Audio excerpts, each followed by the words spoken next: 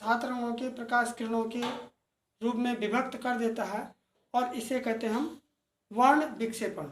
तो वर्ण विक्षेपण का जो 7 रंग कौन कौन से हैं, वो 7 रंग विबग्योर, हम इसको शॉर्ट रूप में हम बोलेंगे V for violet, I for indigo, B for blue, G for green, Y for yellow, O for orange and R for red. तो देखिए इसमें श्वेत प्रकाश में जो ये 7 रंगों के विकिरण होते हैं, तो आपको यहाँ पे 7 किरणें हमने दिखा रखी हैं, इसको हम एरो बना सकते हैं।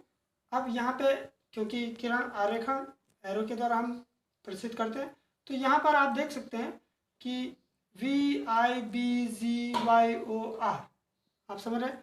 तो यहाँ पर जो रेड यानी लाल रंग का जो वर्ण विक्षेपण होता है वो सबसे कम होता है, वो अपने मार्ग से सबसे कम विचलित होती है, जबकि वायलेट रंग की सबसे अधिक विचलित होती है। और इसी प्रकार से इनकी तरंग दैर्ध्य जो है आपकी कितनी है, 4000, श्वेत प्रकाश जो है 4000 एंगस्ट्रॉम से लेकर के कितने एंगस्ट्रॉम तक है, 7800 एंगस्ट्रॉम तक है।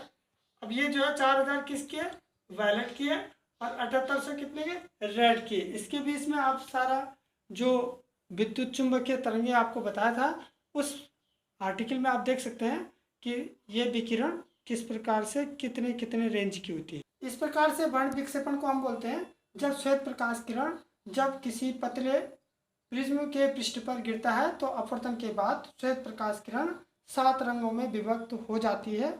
इस प्रकार की घटना को हम वर्ण विक्षेपण कहते हैं। अब देखिए, आइए प्रिज्म द्वारा अपवर्तन कैसे होता है इसको हम देखेंगे। हमारा एक प्रिज्म है PQR और इसका कोई पृष्ठ है PQ, एक पृष्ठ PQ है, दूसरा पृष्ठ है PR। तो PQ पृष्ठ पर प्रकाश की किरण X और F, यहाँ पे F बिंदु है तो हम इसको XF नाम दे देते हैं। PQ अपवर्तक पृष्ठ पर XF बिंदु पर किरण जो है आपकी होती है आपतित होती है। जब ये आपतित होती है तो अभिलंब के साथ, यहाँ पे आपने अभिलंब डाला E और N आपका अभिलंब है, तो यहाँ पर ये अभिलंब की ओर झुक जाती है। तो ये किरण जैसे आप देखेंगे यहाँ पर ये क्या है, आपतन कोण, ये क्या है, आपतन कोण I1 है। इसी प्रकार से इसके बीच का जो ये कोण है जो कि ये अपवर्तित किरण यहाँ पे FG, क्योंकि इस पृष्ठ पे टकराते हैं, FG जो है अपवर्तित किरण हो जाएगी।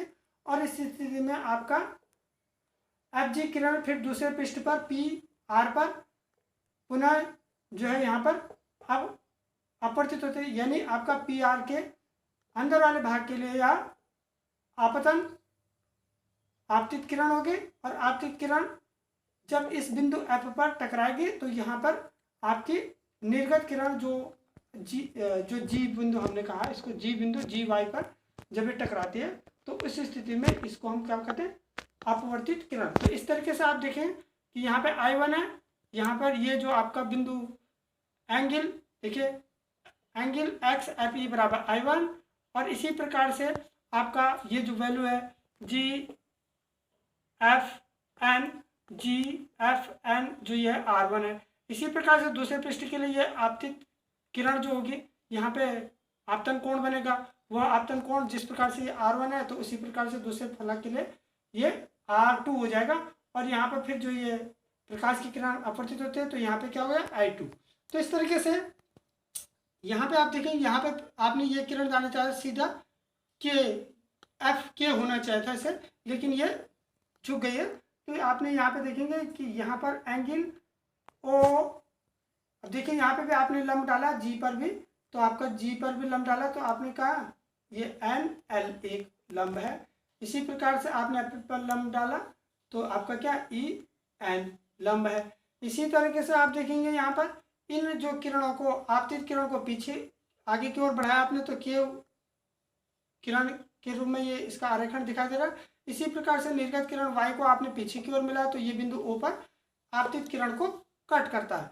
इस प्रकार से आपको दिखाई देता है यहाँ पर कि आपतित किरण और निर्गत किरण जो है आपके किस प्रकार से विक्षेपित हैं। यहाँ पे इन दोनों के मध्य जहाँ पे ये कटान बिंदु है, मिलान बिंदु है, इस मिलान बिंदु पर जो कोण बनता है इसको कहते हैं क्या, विचलन कोण। कितना ये विचलित होती है तो इसको कहते हैं विचलन कोण। तो देखिए अपवर्तन के बाद किरण FG जो है आपकी क्या होगी, अपवर्तित किरण होगी। और इस तरीके से यहाँ के लिए I1 है, दूसरे के लिए हमने बता दिया आपको I2 है, ये R2 हो जाएगा। और यहाँ पे जो है एंगल LGY बराबर आपका I2 है। तो देखिए यहाँ पर अब शीर्षाभिमुख कोण जो है आपका परिभाषा है कि ये जो यहाँ पर OFN बराबर EFX, ये देखिए यहाँ पर, तो ये दोनों के मान सेम होंगे।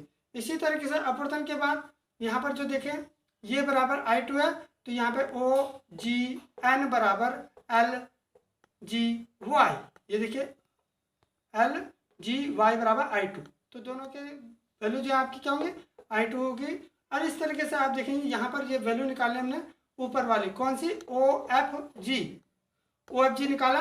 तो आपने क्या किया, OFG को कैसे निकालेंगे, आप इस कोण को जानते हैं और इसमें से देखेंगे आप यहाँ पे शीर्षाभिमुख कोण OFN में से घटा देंगे GFN बराबर क्या, ये टोटल I1 है, I1 माइनस R1। तो ये जो आपका वैल्यू है यहाँ पे I1 माइनस R1 आ गया।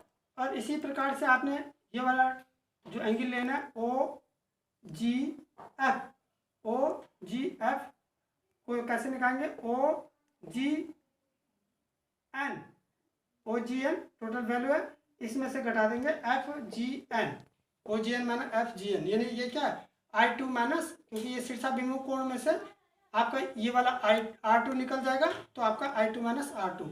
तो देखिए दोनों कोणों का निकल गया आपका ऊपर वाले ट्रिंगल OFG में दोनों कोण आपका ये वाला भी निकल गया, ये वाला भी निकल गया। इस तरीके से आपका यहाँ पर हम देखेंगे कि ये दो जब कोण हमको प्राप्त होते हैं तो यहाँ पर जो हमारा ट्रिंगल के साथ में ये बहिष्कोण है, तो ट्रिंगल OFG से बहिष्कोण डेल हम इसे बोलते हैं सम्मुख भुजाओं पर बने कोणों का योग, यानी आपका इन दोनों कोणों का योग होगा OFG प्लस OGF, यानी वैल्यू रखेंगे आप यहाँ से I1 minus R1 plus I2 minus R2, संक्षेप में करेंगे I1 plus I2 minus R1 plus R2 के पदों में हो जाएगा। और इस तरीके से आपका ये इसको हम समीकरण नंबर 1 नाम दे देंगे। अब देखिए यहाँ पे सबसे पहले ट्रायंगल हमारा क्या FGN,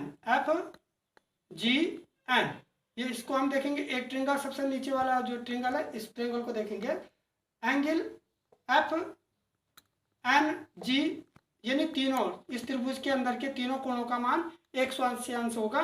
तो उस स्थिति में आप देखेंगे ट्रिंगल GFN प्लस FGN बराबर 180 अंश। तो आपने ये वैल्यू रखे, ये R1 है, ये R2 है, R1 प्लस R2 प्लस कोण ये N है, तो N इक्वल टू 180, N बराबर आ जाए 180 माइनस R1 प्लस R2, आपका यहाँ से आ गया। अब देखिए ये चतुर्भुज लेंगे हम PFNG, चतुर्भुज को हम लेंगे तो एंगल P, एंगल F बड़ा कोण है, इसी प्रकार से एंगल N और इसी प्रकार से एंगल G। इस प्रकार से हम देखेंगे चतुर्भुज के दो समभुज भुजाओं के बीच जो कोण है वो 180 अंश के रूप में हम दे देंगे। A plus N equal to क्या होता है 100, देखिए P की जगह पे क्या काम है A, कोण जो है प्रिज्म का कोण है A प्लस N बराबर 180, यानी A बराबर 180 माइनस N। इस तरीके से आप देखेंगे इसको समीकरण नंबर 3 दिखा है। समीकरण 2 ये था, समीकरण 3 है, इन दोनों को मिलाएंगे तो आप देखेंगे A बराबर R1 प्लस R2 आएगा। यदि किसी भी प्रिज्म के लिए I1 बराबर I2, ठीक है, I1 बराबर I2, पतले प्रिज्म के लिए ये घटनाएं होती हैं, तो उस स्थिति में ये वैल्यू R के बराबर हो जाएगी और R1 बराबर R2 तो क्या इसके बराबर R के बराबर हो जाएगी। इस तरीके से A बराबर क्या हो गया 2, ये देखिए A बराबर इसमें रखेंगे हम, कहाँ पे रखेंगे A बराबर R1 प्लस R2, यानी आपका A बराबर 2R, यानी R बराबर क्या निकल गया हमारा, R बराबर निकल गया R बराबर A/2, ठीक है। तो देखिए यहाँ पे हमने क्या निकाला R बराबर A/2 आपका निकल गया। इसको हम समीकरण नंबर कोई नाम दे देंगे। इसी प्रकार से आप देखेंगे तो बच्चों, तो हम यहाँ पे देख ले A बराबर 2R, यानी R बराबर A/2 लिख लिया। अब देखिए समीकरण फर्स्ट हमारा ये था, del equal to I1 plus I2 minus R1 plus R2।